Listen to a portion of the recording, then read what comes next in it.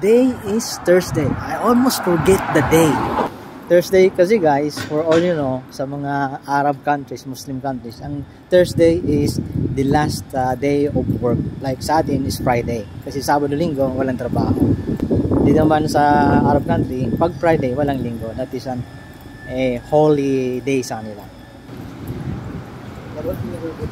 Hindi pa ako dito nakakakain sa Nepal. Try ko kaya itong Filipino restaurant naman. So, check natin buffet. Kung maganda. Alright, sige. Kaya siguro tayo dito. At 29. Ito at saka may TV. At least insofar as members of the House and members of the Senate are concerned. With the admonition on the part of the members of the Senate, for them not to be two parties with respect to saying what their judgment will be should they win and become an impeachment judge. Given the situation in the West Philippine Sea, and given our dependence on our allies for our own defense, I think so it might be begging the question so we need to study it further. Whether or not persons who draft amended rules, updating it with respect to the rules of court, and answering some of the gaps discovered during the Corona trial. Si Chis nagsasalita. Escudero.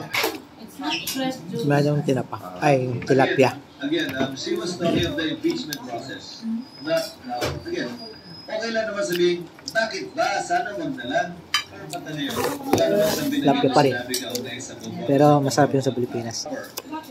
Itong lumpia, sarap din. Procedure sa rules of court na pumasok bago po namin itinalaga yung aming rules of impeachment noon na kailangan po namin baguhin. Pangalawa, kailangan pa rin pag-ebensya, mababasa naman. Ngayon nga may buhay. Props lang ito. Props. Exactly. Dahil sa'yo na lang, kung yung karakter mo ba ito magiging pagbibinan. At wala kang bayan. Gusto pa yun, walang bayan. Handa. Of impeachment. And, matapos naman, shall notify the House of the date at forthwith trial may proceed already. Tinitingnan. Pero ulitin ko, walang nangyaring meeting pagtutulong na napag-usapan ito. Para yung mga sentimentong binabanggit nyo ay masabi na tinatawag sa ilalim ng rules of court. Tilapia, pangalawa. Kailangan tanggalan ng mantika. Pinigilan siyang lumabas for the wheels. Dismissed ko yung pag may nag-retire ng isang maestrado. Ang dalawang tilapia, isang crabs. Ano lang yan? Props. Kumain lang konti.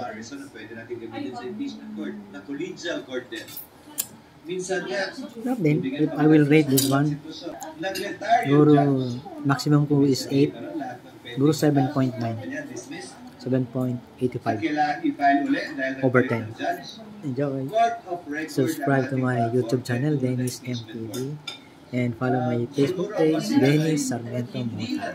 Enjoy.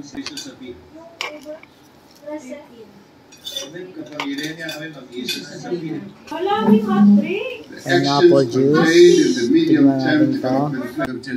Bye na tayo guys.